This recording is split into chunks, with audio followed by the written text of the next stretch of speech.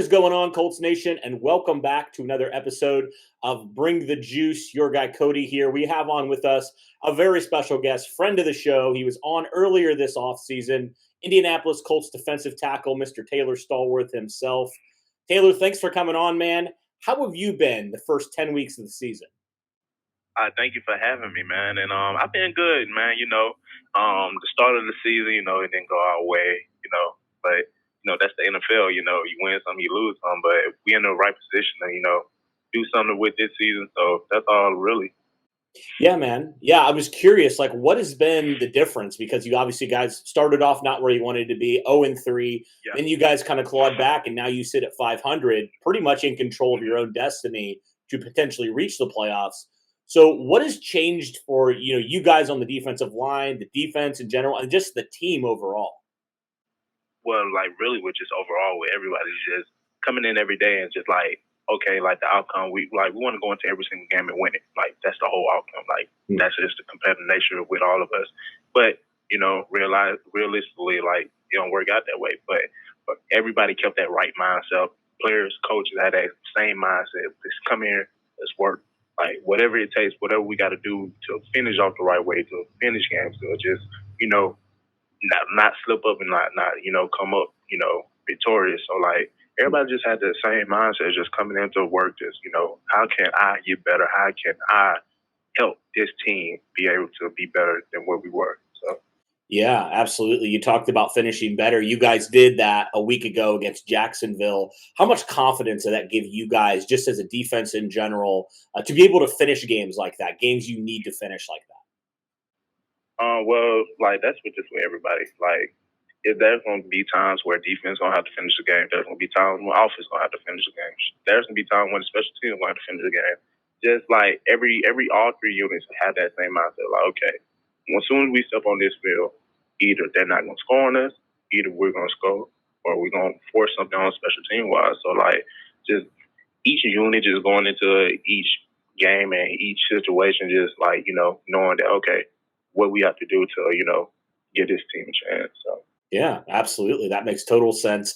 And also kind of looking at you personally as a player, you came in last year to Indianapolis, a new situation for you. You came in more as I think a lot of people thought just as, a one technique guy, more of a run stopper. But man, you've been able to bring the juice a little bit more in terms of getting to the quarterback the last 2 weeks. What has changed for you this offseason to your approach to kind of realizing maybe I can do a little bit more damage in terms of getting to the quarterback?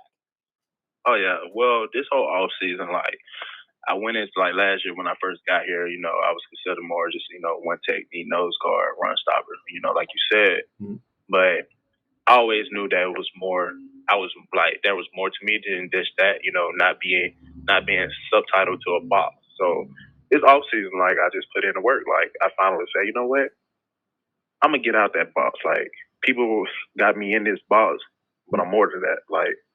I see myself more as that. So I just put in the work, off-season work, training with Buck, training with Ben out there in Vegas, and coming back to Indy, training with one of the greatest all time, Robert Mathis, and, training with Chris, Ty, Grove, Cam, a couple other guys, just, getting in that work, just constantly putting in that work. So, I just really went into the off-season okay, how can I transform my body and just, be a different ball player, The coach on nutrition style, the strength style, and the training style really helped me out with that. So, they put a right game plan for me, got me to the numbers that I want to be at. And we still, to this day, improving to where I truly want to be at. Yes, I'm happy, but I'm not, satisfied where I'm at right now. I constantly want to continue working. I constantly want to continue, how can I better myself and, just open even more doors for myself. Okay, cool, you can do this. All right, now, what more can you do? Mm-hmm. Yeah, you mentioned you worked out with DeForest Buckner a lot this offseason. What were some things that he taught you? We all know the kind of player that he is, an all-pro type of player. What were some things that he kind of taught you that you were able to add to your array of pass rush moves this season? Honestly, just going. Just go. Just trust yourself. But just Buck is a type of leader, yes, he's tall, but he's so bored by example. I've been here for a year, going on 2 years now, just seeing how Buck, how he's a leader and just see how he moves every single day. That transpires. The work that he put in behind the scenes that nobody see, Like that's why Buck is who he is today. So Yeah, absolutely. And Derek made me ask this, so I just want to ask you this question. He made me ask about, your pass rush celebration move, man.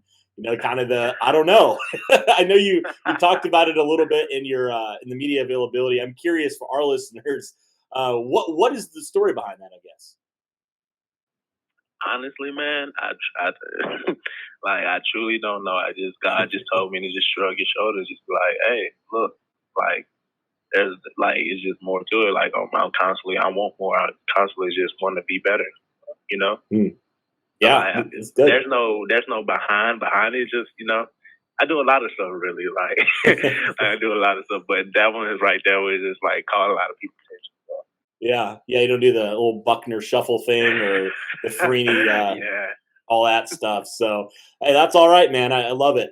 Last question for you, Taylor. Really appreciate your time, man. So you guys, obviously, I mentioned at the beginning, 5-5 right now. You guys really control your own destiny. So, what has been the message to the team that you guys have really come together and told each other now? Because you face some really good teams and some really good quarterbacks coming up, even this week in Buffalo. What is your guys' mindset moving forward, and potentially, not trying to look too far ahead, but potentially trying to make a push here for the postseason for the second straight year? Yeah. So, we go into every single game like basically everything start off from scratch. So we looking at the season right now. We going into this week going against the Bills. It's 0-0, like the record 0-0. How can we be 1-0? And that's the mindset that we had every single week. Let's get to 1-0, and then when the season done, we'll look at the numbers then. But until then, like we just going into every single week. Okay, we 0-0 right now. Let's finish off 1-0.